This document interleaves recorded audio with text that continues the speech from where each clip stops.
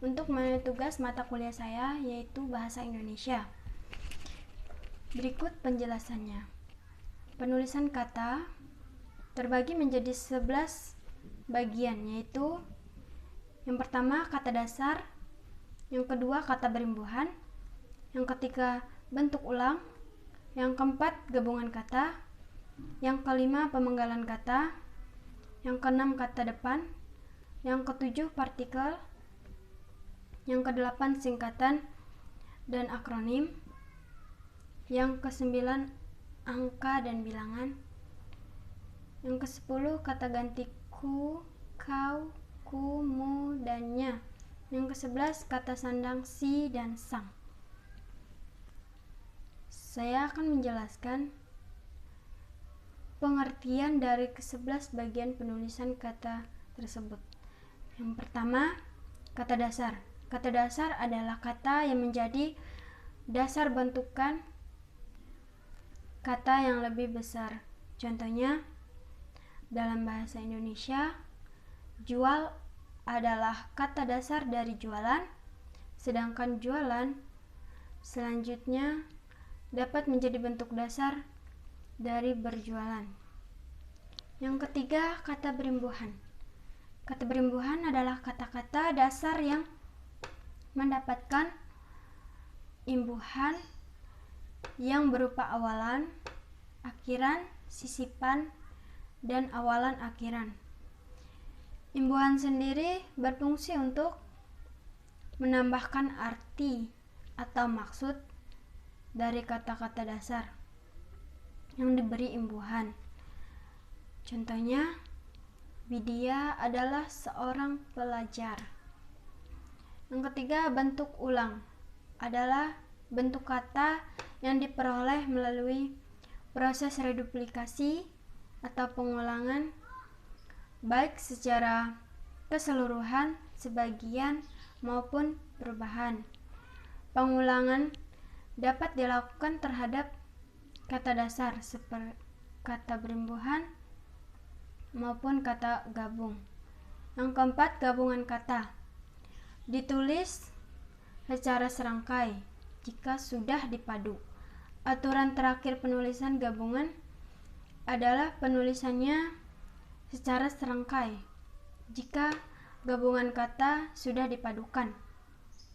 Maksudnya, gabungan kata yang terbentuk dari kata dasar dan kata bentuk terikat seperti adi, multi, atau sejenisnya harus ditulis secara serangkai. Yang kelima, pemenggalan kata. Berhubungan dengan kata sebagian tulisan, sedangkan penyukuan kata berhubungan dengan kata sebagian kesatuan. Bunyi penyukuan dan pemenggalan kata dapat menghasilkan sesuatu yang lain, seperti caplok, April, dia, dua, dan juga dapat menghasilkan sesuatu yang sama, seperti saya, dagang. Yang keenam, kata depan. Kata depan adalah kata yang merangkaikan kata-kata dasar atau bagian kalimat dan biasanya diikuti oleh nomina atau promina. Preposisi bisa berbentuk kata, misalnya di dan untuk, atau gabungan kata misalnya bersama atau sampai dengan. Yang ketujuh, partikel atau kata tugas adalah kelas kata yang hanya memiliki arti gramatikal dan tidak memiliki arti leksikal. Contoh kata vertikal atau kata tugas adalah lah, kah, dan tah, pun, dan per. Yang kedelapan, singkatan. Ialah bentuk yang dipendekkan yang terdiri dari satu huruf atau lebih. Sedangkan akronim ialah singkatan yang berupa gabungan huruf awal, gabungan suku kata, ataupun gabungan huruf dan suku kata dari deret kata yang diperlukan sebagai kata. Yang kedelapan, angka. adalah suatu tanda atau lambang yang digunakan untuk melambangkan bilangan. Bilangan adalah suatu konsep matematika yayasan digunakan untuk pencacahan dan pengukuran. Yang ke-10, kata ganti adalah salah satu jenis kata yang fungsinya untuk menggantikan kata benda atau orang tertentu yang tidak disebut secara langsung. Istilah untuk kata ganti disebut sebagai promina.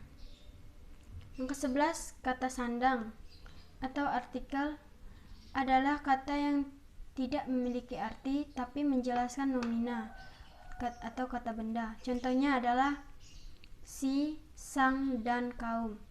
Kata sandang bisa digunakan untuk mendampingi kata benda dasar nomina yang terbentuk dari verba promina atau verba pasi.